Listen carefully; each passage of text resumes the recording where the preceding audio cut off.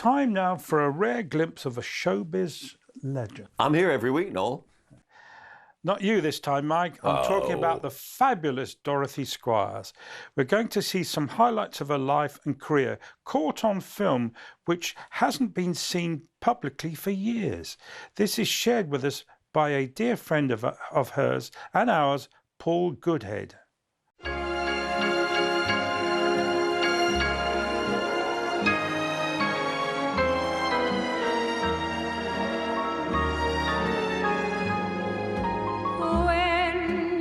Say I love you, say it with flowers. When you want to say I miss you, say it with flowers. For they have a language all their very own.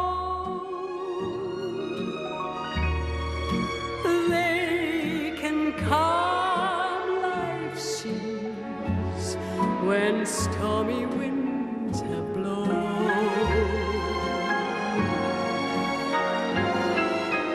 When you want to say you're sorry, say it with flowers. When you want to say don't worry, say it with flowers. For they can speak, I know you will agree, that heaven created them for you and me.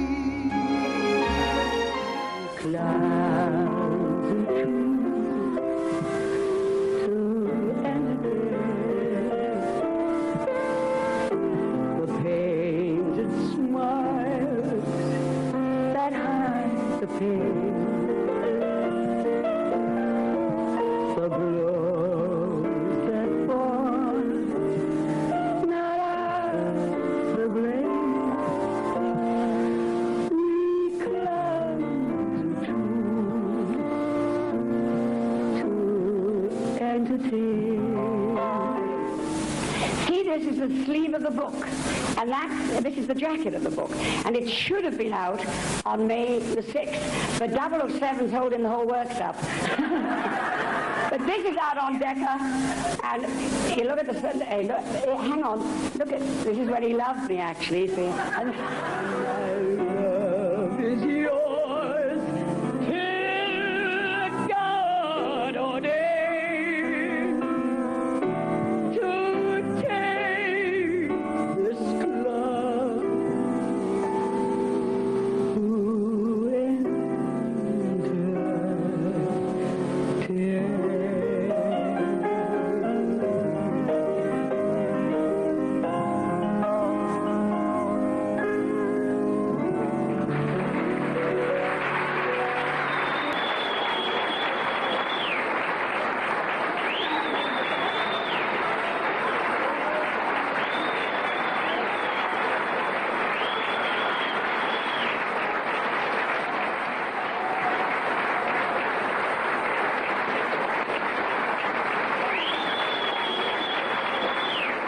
Some great footage there, Noel. Dorothy Squires, wonderful. Her life was like a film.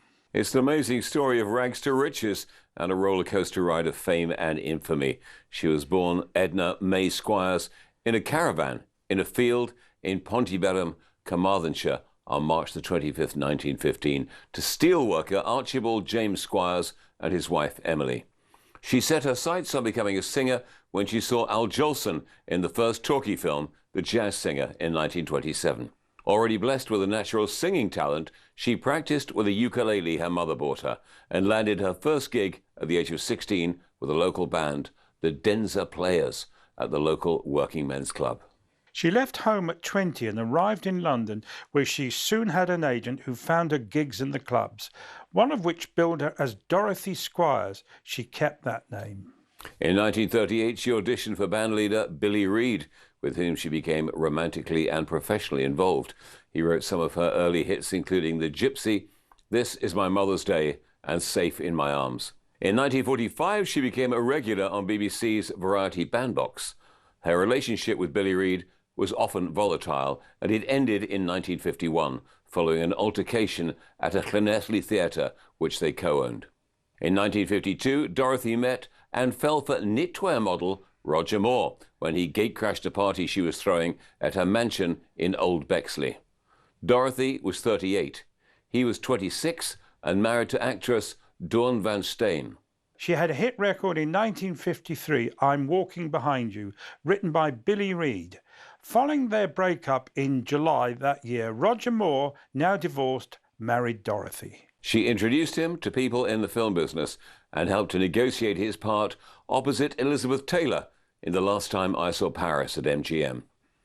But in 1961, Moore left Dorothy for Italian actress Luisa Mattioli.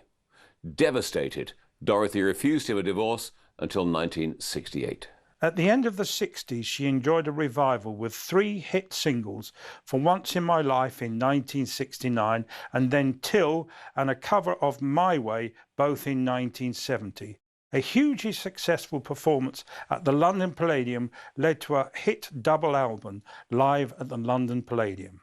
But problems beset Dorothy's later life and career, much of it of her own making, as she embarked on a series of costly and largely unsuccessful litigations against media organizations and also against actor Kenneth Moore because he referred to Luisa Mattioli as Moore's wife when Dorothy was still married to Moore.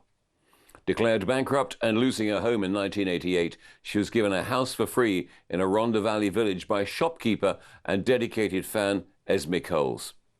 Dorothy gave one last concert in March 1990 at the Brighton Dome. The poster proclaimed a legend in her own lifetime, the fabulous Dorothy Squires. She lived in reclusive retirement, befriended by the villagers, and died on the 14th of April 1998, aged 83, from lung cancer. Dorothy Squires had beauty, vivacity, charisma, and genuine musical talent, and the tumultuous events of her life should not overshadow her accomplishments as a consummate performer and star. Yes, she was. I mean, she actually rather famously hired the Palladium, and she may have even hired the Albert Hall, but she was that great belief, so I'm going to hire it and I'm going to sell it out. Yeah. And she did. Yeah. No, she was quite tragic. I mean, like a lot of performers, I think she hit the bottle a bit, didn't she? It is very difficult. A lot of artists have been talking about this recently, is what happens after you peaked? How do you feel?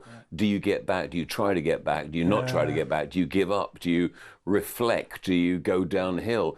It is difficult because, of course, even though she had talent, she was sort of out of time with what was going on in the 60s, stuff like that. Totally so. Yeah, which happened to a lot. I suppose some just faded away or retired gracefully, call it what you will, and others sort of fought it and mostly lost. She was a fighter. She was tenacious. I mean, to go into litigation about somebody calling somebody else's wife, it's a dog with a bone, isn't it? Really, it's a shame. And as you say, it can overshadow your talent when people start talking about other things as opposed to your natural talent. Yeah. There are some things you just shouldn't pursue, and that sort of legality was one.